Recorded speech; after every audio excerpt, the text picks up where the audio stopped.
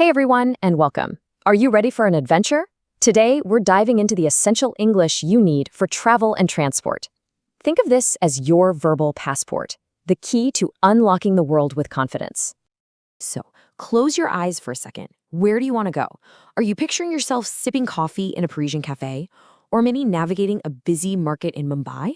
Wherever your dream trip is, the most important thing you can pack is confidence. And that's exactly what we're building today, the language skills for your next great adventure. So here's a look at our travel itinerary. First, our journey begins. Then we'll pack some essential vocabulary.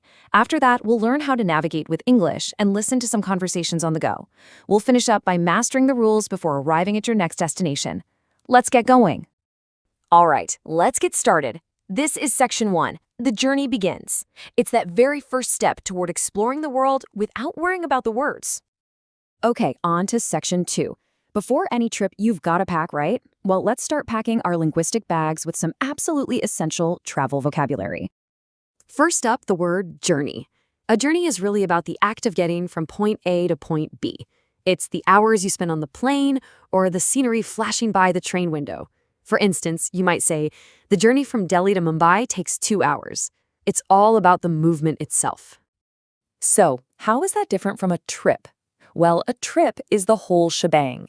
It includes the journey there, all the time you spend at your destination, and the journey back home. You take a journey to get to Goa, but the whole vacation you spend there? That's the trip. And then we have destination. This one's easy. It's simply the place you're going to. You know, when you're at the airport and they ask, what is your final destination? They just want to know where your trip ends. Super important word. And of course, you can't get anywhere without a ticket. It could be a piece of paper or a code on your phone, but either way, it's your golden pass to get on that plane, train, or bus. Okay, section 3, navigating with English. We've packed our vocabulary bags. Now, let's put those words into action with some super useful phrases for every stop along the way. Our first stop, naturally, is the airport. Now, I know airports can be a little chaotic, but don't you worry. A few of these key phrases will have you breezing through like a total pro. Let's run through these. What time is my flight? That's your basic starting point. Want a better view? Just ask, can I have a window seat, please? When it's time to board, you'll need to know, where is the boarding gate? And if things seem to be running late, the critical question is, has the flight been delayed? Each one gives you a little more control over your journey. Okay, we've landed. Now it's time to hit the tracks. Railway stations can be just as busy as airports, but again, the right questions make everything so much simpler. Here are your must-knows for the train. First, which platform does the train leave from? Absolutely essential. Once you're on board, you can politely ask, is this seat taken? To plan your arrival, you'll want to know, how long will the journey take?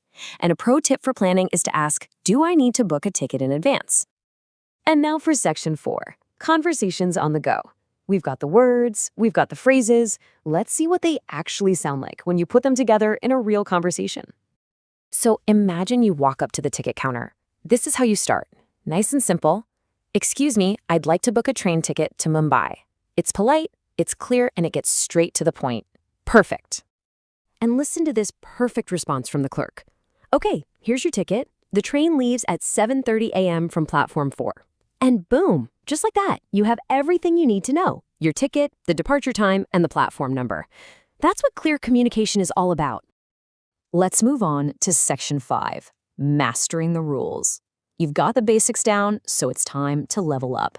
Think of these as pro tips that will make you sound a lot more natural, less like you're reading from a textbook. Okay, let's talk about 3 little words that can be tricky. Go, travel, and visit. You go to a specific place, like, I'm going to Paris. Travel is more of a general idea, the hobby itself, like, I love to travel. And you visit a specific person or attraction, like, I'm going to visit the Eiffel Tower. So you could say it all in one sentence. I love to travel. Next year, I'll go to London to visit my family. See how that works? Now, this is a really important one. For a single specific trip, you almost always use go. You wouldn't really say, I travel to Paris next week. Nope. The right way to say it is, I go to Paris next week. Just remember, travel is the big general idea, and go is the specific action. Nailing this will make your English sound so much better. And that brings us to our final section, your next destination.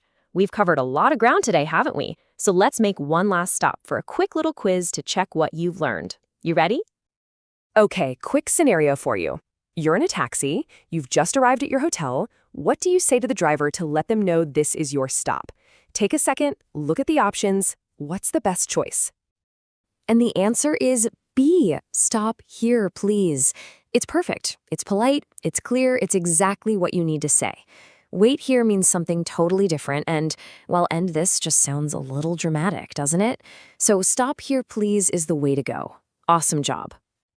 And with that, we've reached the end of our itinerary. You are officially equipped with the words, the phrases, and the pro tips to travel the world with so much more confidence. So the only real question left is, your journey starts right now. Where do you want to go? Thanks for joining me and have an amazing trip.